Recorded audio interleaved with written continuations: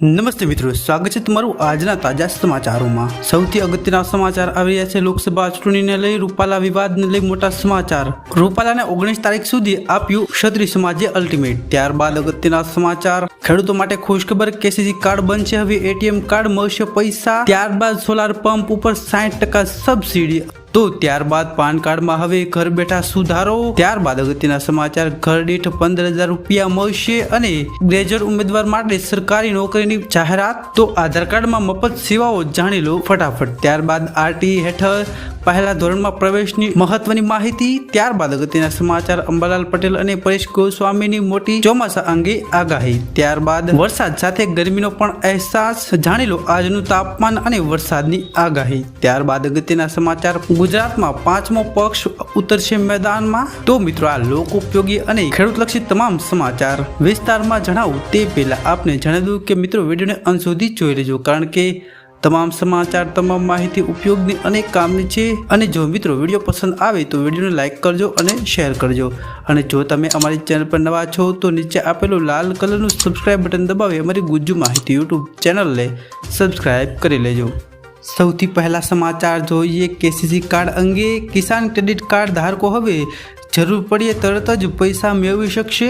કૃષિ મંત્રાલયે આ માટે એક કમિટી બનાવવાનો નિર્ણય લીધો છે। કમિટી ડિજિટલ ડિલિવરી, કિસાન ક્રેડિટ કાર્ડનું સરળીકરણ અને આ યોજના વધુને વધુ ખેડૂતો સુધી પહોંચાડવાની સમીક્ષા કરશે। આ રીતે કિસાન ક્રેડિટ કાર્ડ એક એટીએમ કાર્ડ તરીકે કામ કરશે। કિસાન ક્રેડિટ કાર્ડ બનાવ્યા પછી ખેડૂતો કોઈ પણ ગેરંટી વિના 1,60,000 રૂપિયા સુધીની લોન લઈ શકશે, એ પણ ઓછા વ્યાજે। ત્યારબાદના સમાચાર આવી રહ્યા છે, સોલાર પંપમાં 60% સબસિડી। કેન્દ્ર અને રાજ્ય સરકારો ખેડૂતોને તેમના ખેતરોમાં સોલાર પંપ સ્થાપિત કરવા માટે 60% સબસિડી આપે છે। તે પણ અનુસૂચિત જાતિ અને અનુસૂચિત જનજાતિ માટે માથા દીઠ 45,000 રૂપિયા તેમજ વધારાની સબસિડી રાજસ્થાનની ભજનલાલ સરકાર પીએમ કુસુમ યોજના હેઠળ રાજ્યના ખેડૂતોને સબસિડીવાળા સોલાર પંપ આપશે। તો ખેડૂતો માટે મહત્વના સમાચાર આવી રહ્યા છે। ત્યારબાદ અગત્યના સમાચાર, રૂપાલા વિવાદને લઈ પરસોત્તમ રૂપાલા જ રહેશે રાજકોટથી ભાજપના ઉમેદવાર।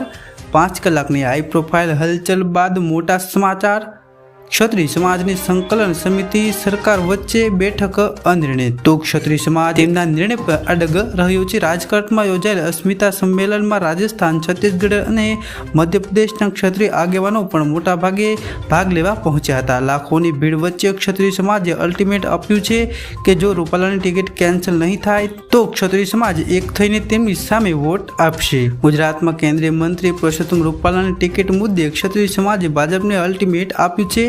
રાજકોટમાં યોજાયેલ ક્ષત્રિય સમાજનું મહાસંમેલનમાં આગેવાનને જણાવ્યું હતું કે જો ભાજપ રૂપાલાની ટિકિટ પાછી નહીં ખેંચે તો ગુજરાતની તમામ 26 બેઠકો પર સમાજ ઓપરેશન રૂપાલા ચલાવશે, તેમજ સુરેન્દ્રનગર અને ભાવનગર જેવી બેઠકમાં ભાજપ બેઠકોમાં જ્યાં ક્ષત્રિય મતદાન એક થઈને અન્ય પક્ષને મત આપશે। ક્ષત્રિય આગેવાનોએ સ્પષ્ટ કર્યું છે કે રૂપાલાના નિવેદનથી ક્ષત્રિય સમાજનું અપમાન થયું છે। તો પરસોત્તમ રૂપાલાને 19 તારીખ સુધી અલ્ટિમેટ આપ્યું છે ક્ષત્રિય સમાજને। પરસોત્તમ રૂપાલાના વિવાદને લઈ આજે ક્ષત્રિય સમાજે ભાજપને 19 તારીખ સુધી અલ્ટિમેટ આપ્યું છે। ક્ષત્રિયોએ રાજકોટમાં આ મહાસંમેલનમાં મોટી જાણકારી આપી છે। રણસંગ્રામ પાર્ટ 2ની જાહેરાત કરી હતી। રાજપૂત સમાજ કોર કમિટીમાં પ્રવક્તા કરણસિંહ ચાવડાએ રૂપાલાને લઈ જણાવ્યું છે કે હવે પાર્ટ 1 પૂરો થયો છે અને 19 એપ્રિલ સુધીનું અલ્ટિમેટ આપ્યું છે, કારણ કે જો 100 એપ્રિલે ફોર્મ ભરેલું હોય તો 19 એપ્રિલે પાછું ખેંચી શકાય છે। ત્યારબાદના સમાચાર, આરટી હેઠળ પહેલા ધોરણમાં પ્રવેશ અંગે મોટી માહિતી।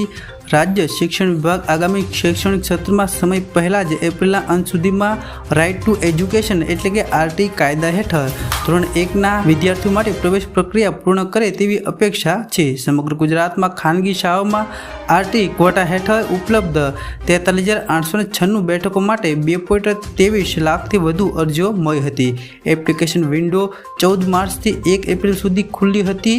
ડોક્યુમેન્ટ વેરિફિકેશનના ચાર્જમાં રહેલ જિલ્લા કક્ષાના સત્તાવાળાઓએ ગુમ થયેલ દસ્તાવેજોને કારણે 20,944 અરજીઓ ફગાવી દીધી હતી। વાલીઓને 4 થી 6 એપ્રિલ વચ્ચે જરૂરી સુધારા કરવા અને દસ્તાવેજો સબમિટ કરવાનું કહેવામાં આવ્યું હતું। કુલ મળીને 8,734 અરજીઓ ફરીથી સબમિટ કરવામાં આવી હતી અને તેમની પુનઃ ચકાસણી કરવામાં આવી હતી। છેલ્લા 3 દિવસથી વેબ પોર્ટલ પરની ખામીઓ વાલીઓમાં થોડી મૂંઝવણ ઊભી કરી હતી. જોકે સત્તાવાળાઓએ સ્પષ્ટ કર્યું છે કે પોર્ટલ હાલમાં સોમવાર માટે નિર્ધારિત નિર્ણાયક બેઠક ફાળવણી પ્રક્રિયાની તૈયારીમાં જાળવણી હેઠળ છે. આરટી બેઠકો માટેની પ્રથમ પ્રવેશ યાદી તે જ દિવસે જાહેર કરવામાં આવશે. ત્યારબાદના સમાચાર. આધાર કાર્ડને લઈ આધાર કાર્ડ અપડેટ બાકી રહી ગયું હોય તો તમારા માટે ફરી એક નવી તક છે. યુઆઈડીએ સુધારા ફી માફ કરી અને હવે તમે 14મી જૂન સુધી ફ્રીમાં આધાર કાર્ડની વિગતો અપડેટ કરી શકો છો. તમારે ₹50 ફી ચૂકવવાની જરૂર પડશે નહીં. આ સમયગાળા દરમિયાન નાગરિકોને કોઈ પણ વધારાના શુલ્ક વિના તેઓ ફોટો, ઉંમર, સરનામું, જન્મ તારીખ, લિંક, મોબાઈલ નંબર અને ઈમેલ જેવી માહિતી અપડેટ કરી શકે છે. uida.gov.in પરથી અપડેટ કરી શકશો. ત્યારબાદ અગત્યના સમાચાર. પાન કાર્ડને લઈ ઘર બેઠા પાન કાર્ડ સુધારો. સૌથી પહેલાં તમારા ફોનમાં ઉમંગ એપ ડાઉનલોડ કરી અને આ એપને ઓપન કરો અને લોગિન થઈ જાઓ. ત્યારબાદ માય પાન વિકલ્પ પર ક્લિક કરવાનું રહેશે. ત્યારબાદ તમારે કરેક્ટ ચેન્જ વિકલ્પ પર ક્લિક કરવાનું રહેશે. ત્યારબાદ CF ફોર્મ ખુલશે અને તમારી પાસે માહિતી સુધારવાની વિકલ્પ હશે. જે માહિતી સુધારવાની હોય તે તમારે સુધારી નાખવાની રહેશે. ત્યાર પછી તમારે પાન કાર્ડ અને અન્ય માહિતી ભરવાની રહેશે.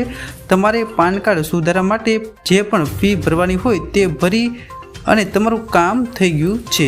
ત્યારબાદ તમે આ payment net banking, debit card અથવા તો ક્રેડિટ કાર્ડ દ્વારા સરળતાથી કરી શકો છો. ત્યારબાદ અગત્યના સમાચાર. સોલાર પેનલ અંગે ઘર દીઠ મળશે ₹15,000. PM સૂર્ય ઘર મફત વીજળી યોજના વિશે તમે સાંભળ્યું છે. વડાપ્રધાન નરેન્દ્ર મોદીએ આ યોજના 13 ફેબ્રુઆરી 2024ના રોજ શરૂ કરી હતી. મફત વીજળી યોજનામાં શોર્ટ ટાઈમમાં રેકોર્ડ બ્રેક 1 કરોડથી વધુ રજીસ્ટ્રેશન થયા છે.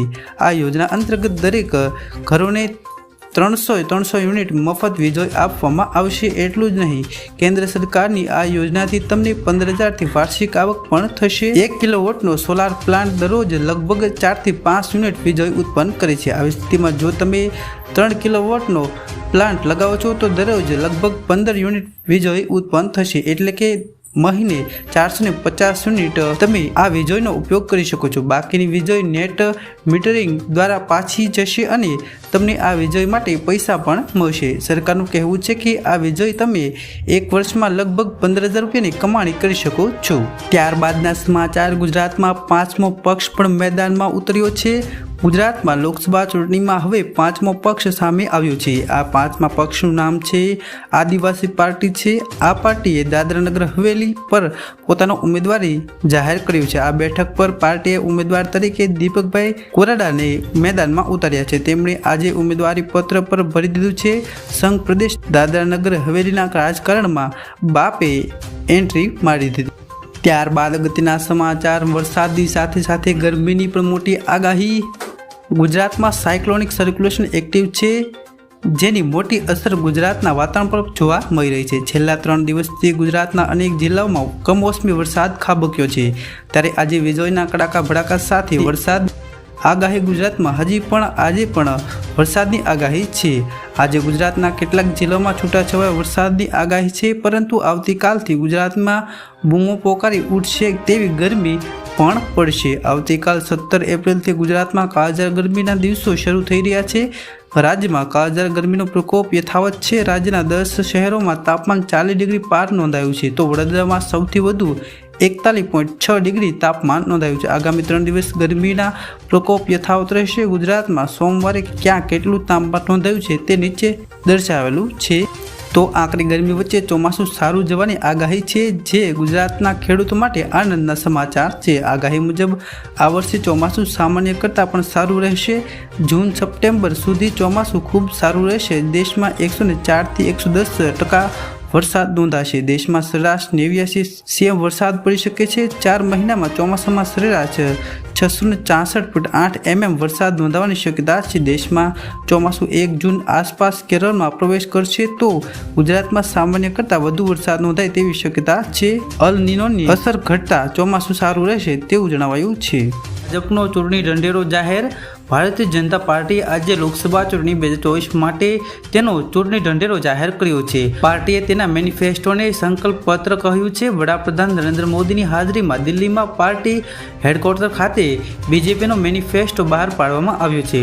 લોકસભા ચૂંટણી 2024 માટે પ્રથમ તબક્કાનું મતદાન 19 એપ્રિલે યોજાશે. લોકસભા ચૂંટણી માટે દેશમાં 7 તબક્કામાં તારીખ 19 અને 26 એપ્રિલ, 7, 13, 20 અને 25 મે અને 1 જૂને મતદાન થશે. 4 જૂને પરિણામ જાહેર થશે. ભાજપ પોતાના ચૂંટણી ઢંઢેરામાં દેશના વિવિધ વર્ગોને વિકાસ પર ધ્યાન કેન્દ્રિત કર્યું છે. તેમાં સૌપ્રથમ પીએમ મોદીએ 5 મોટી જાહેરાતો કરી છે. 2029 સુધીમાં ગરીબો માટે મફત રાશન યોજના આપવાનું વચન તેમજ 70 વર્ષની વધુ ઉંમરના વૃદ્ધોને આયુષ્માન યોજના હેઠળ મફત સારવાર આપવાનું પણ વચન આપ્યું છે. ત્યારબાદ મુદ્રા યોજના હેઠળ લોનની મર્યાદા 20 લાખ રૂપિયા રહેશે તો 3 કરોડ ઘર ગરીબોને અપાશે. તેમજ એક રાષ્ટ્ર એક ચૂંટણી સામાન્ય મતદાર યાદી પ્રણાલી દાખલ થશે. ત્યારબાદ વધુમાં 5 વર્ષ સુધી મફત રાશનની મોદીની ગેરંટી. પીએમ મોદીએ જણાવ્યું છે કે અમારી સરકારે 25 કરોડ લોકોને ગરીબમાંથી બહાર કાઢ્યા છે. જેમણે અમે ગરીબમાંથી બહાર કાઢ્યા છે તેમણે પણ થોડા સમય માટે ખૂબ સપોર્ટની જરૂર છે. આ વિચારધારા સાથે ભાજપે ગરીબ કલ્યાણ માટે ઘણી યોજનાઓ વિસ્તાર કરવાનો સંકલ્પ કર્યો છે. મોદીની ગેરંટી છે કે ફ્રી રાશન યોજના આગામી 5 વર્ષ સુધી ચાલુ રહેશે. તેમજ અમે ખાતરી કરીશું કે ગરીબની થાળીમાં પૌષ્ટિક ભોજન પહોંચે. મોદીની ગેરંટી છે કે સસ્તી દવાઓ પણ સામાન્ય લોકોને મળશે. ત્યારબાદ વધુ ખેડૂતો માટે મોટી જાહેરાત. નેનો યુરિયાના ઉપયોગ પર ભાર આપીશું તેમજ જનજાતિના અભ્યાસ પર ભાર મુકાશે. ફિશરીઝ સેક્ટરમાં નવા પ્રોજેક્ટ કલ્ચરનું નિર્માણ કરાશે તેમજ ફૂડ પોઈઝનિંગ સેન્ટર ગ્રામીણ ભારતનું નવું ગ્રોથ એન્જિન તેમજ તમિલ ભાષાની પ્રતિષ્ઠા વધારવા પ્રયત્ન કરવામાં આવશે. નાલંદા, લોથલ સહિતના વારસાનો વિકાસ વધુ કરાશે તેમજ પ્રવાસન ક્ષેત્રમાં વિકાસ માટે પ્રયાસ કરશે. 2025માં ભગવાન બિરસા મુંડાની જન્મ જયંતિ ઉજવણીની જાહેરાત પણ કરી છે. ત્યારબાદ મહત્વના